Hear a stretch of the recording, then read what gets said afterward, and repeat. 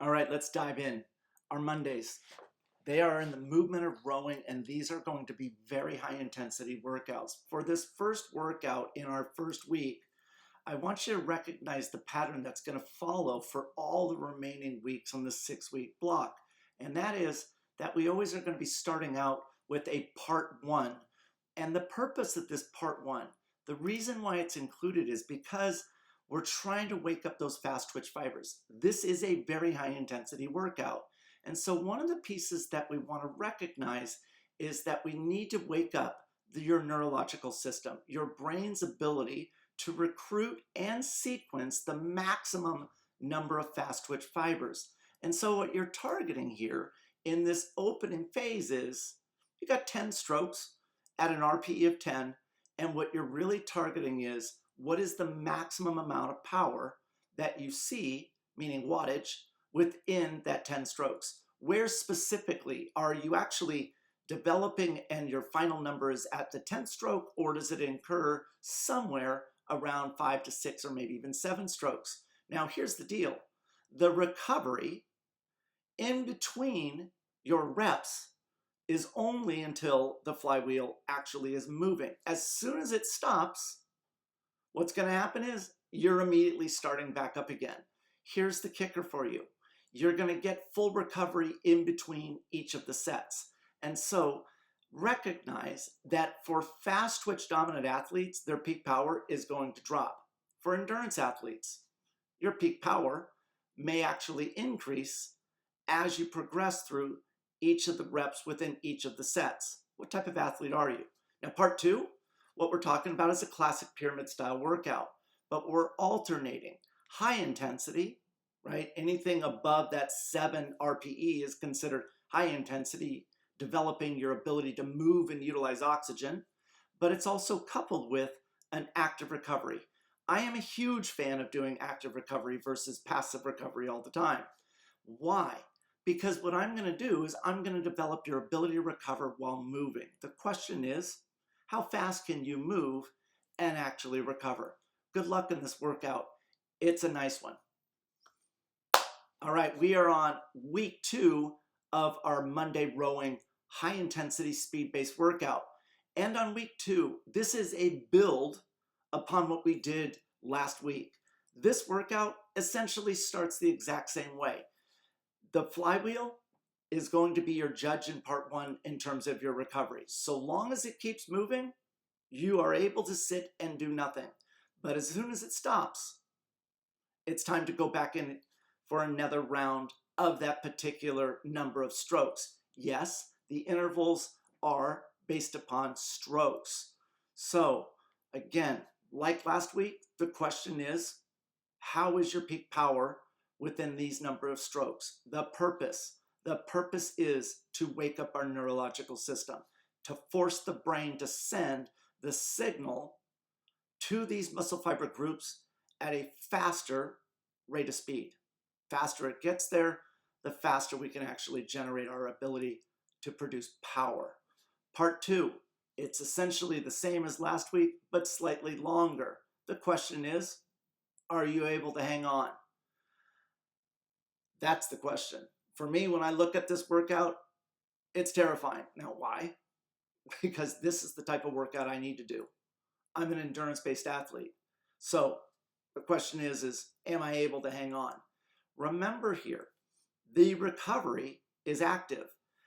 The active recovery will be easy for me as an endurance athlete. But what if you're a speed, strength, power athlete like Dave Lipson?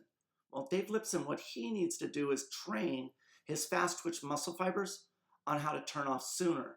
So his focal point, what he's going to be thinking about is, as soon as the intensity phase is over, can he actually switch into his slow twitch aerobic recovery fibers? We're different.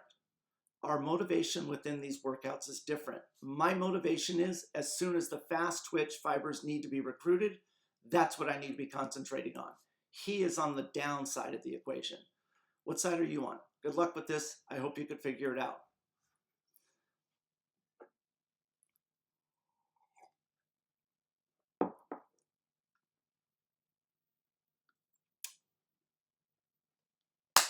All right, we are on week 3 of our Monday rowing workouts. Now, this progression is going to continue. We are still doing the 2 parts. The first part is based upon strokes. How many pulls are you doing? These are all at RPE of 10. The purpose is to wake up that neurological system. Remember, the brain is responsible for the recruitment and the sequencing of these fast twitch fibers. We want to put us in an amazing position. How are you judging your performance in this? By your ability to generate power. What is the peak wattage that you see within each one of these individual sets and reps? All right. Now, when you get into phase 2, what I want you to realize is that this is a classic way of looking at a high intensity into an active recovery. Essentially, anytime that you see an RPE of 8, a VO2 max type of an intensity, what we call high intensity, when it is coupled with a recovery that's somewhere in the range of RPE of 2 to 3, what it's telling you is that your intensities in terms of wattage, power output, should be about double when we hit RPE of 8 compared to RPE of 3. Meaning, if you're hitting for this 200 meters a 400 watt power output, then your recovery, if I was actually going to prescribe it personally, I would say that you should be somewhere around half of that, or 200 watts. What I'd like you to figure out is, what is your RPE of 8 and what is your RPE of 3? That's going to be very important for you, because that formula is how you maximize your ability to move and utilize oxygen. All right, good luck with that one. All right, week 4 of our Monday workouts. These are rowing workouts. You got part 1. By now, you should be very familiar with the purpose of this. We're waking up our neurological system, our brain's ability to send that signal to the muscles we're moving quickly. How are you judging your performance in part 1?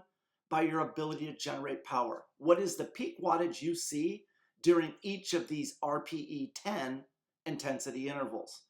When you get into part 2, what I want you to recognize is this is a very, very small amount of work. But in this type of a workout here, what I need you to be thinking about is this, that those intervals at 250 meters, you need to be thinking about what was occurring last week. For example, in last week, when we looked at that, the very first thing was, it was an RPE of 8 to 9, but at a distance of 200 meters. You're going further this week. So the question is, as we progress, are you able to maintain that same level of intensity you did in the prior week? Now, unfortunately, the recovery is the same 200 meters from the week before. So the recovery is less. The question is, like I said, can you hang on and do the same wattage, the same power output that you did last week? All right.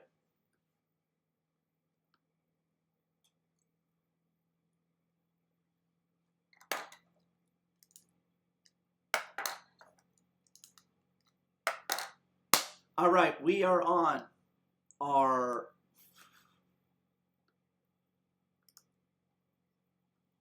hold on. All right, we are on week 5 of our Monday rowing workouts. Same as all the weeks prior, we have 2 parts. The first part is based upon strokes. They're all going to be on our RPE of 10. The question is, what is your peak power as you are moving through the intervals with 6 strokes, as you're moving through the intervals with 9 strokes, and then as you move through the intervals of 12 strokes? For some of you, you know what? Maybe it's time to play around here. Maybe, because you've done 4 weeks of this already, it's time to try something different. Here's what I would like for you to try. As you progress through each of those strokes, what I want you to do is a gradual acceleration so that your RPE of 10, your peak wattage, occurs at the very end of each of those individual intervals. See how that goes. Part 2, here's the problem. Part 2 is just like we did the last 2 weeks, but it is one step further. Yeah, it's deceiving. you're going to be doing a shorter interval. Last week was 250 meters. But remember, last week was 250 meters coupled with 200 meters of active recovery. This week, think about that. The recovery is 100 meters. If we match it up with last week, then it was double last week. Well, what was our intensity here? 150 meters. So essentially, you're doing 300 meters into a 200, which is a lot different than what you did last week at 250 and 200. So treat this with some caution, but recognize the purpose behind this is to create fatigue so that you can actively clear the fatigue. What I want you to think about before starting this set is which interval in the 10 sets, which of them is going to be your sticking round. What I want you to be realizing in that every workout there are sticking points. And what I want you to think about is where will that occur for you? For me, I know if I can get through the 8th set, I'm home free. So what I want to do is recognize my perceived amount of pain in set 8 versus my actual pain. If I underestimate my pain before the workout and I get to that 8th set and it's devastating, I'm going to underperform. What I need you to do is not be surprised. So your homework before starting this workout is, where am I going to encounter the greatest amount of difficulty out of the 10 sets? All right, enjoy.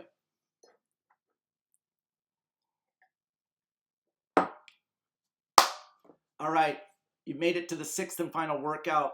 This workout and what we're targeting here is a little bit of variety, but we're also kind of backing off slightly in what we're doing. The opening phase is still the same. Not going to go into it because you should by now know what the purpose of those types of workout are. We're waking up your neurological system.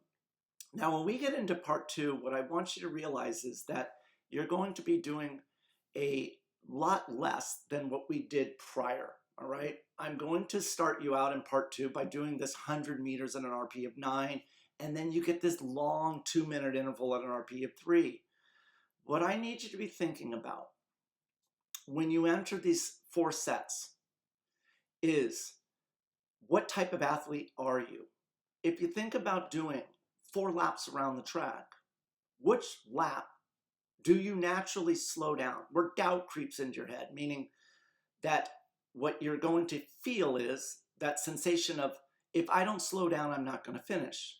For most people, that occurs on lap 3. For most people, they have a tendency to slow down in that 3rd round if it's a 4-round workout.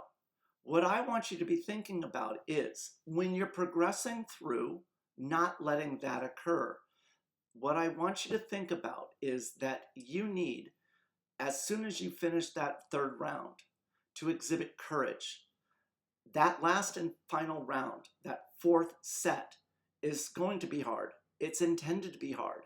And that's what I want you to do. I want you to have the courage to take a risk.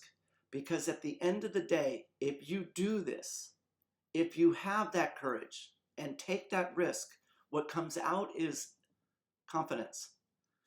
The only time confidence gets built is when you take risk. And so what I need for you to realize is, you're going to have that sensation of, in that 3rd round, I need to slow down, where doubt creeps into your head. Do not let that grip you.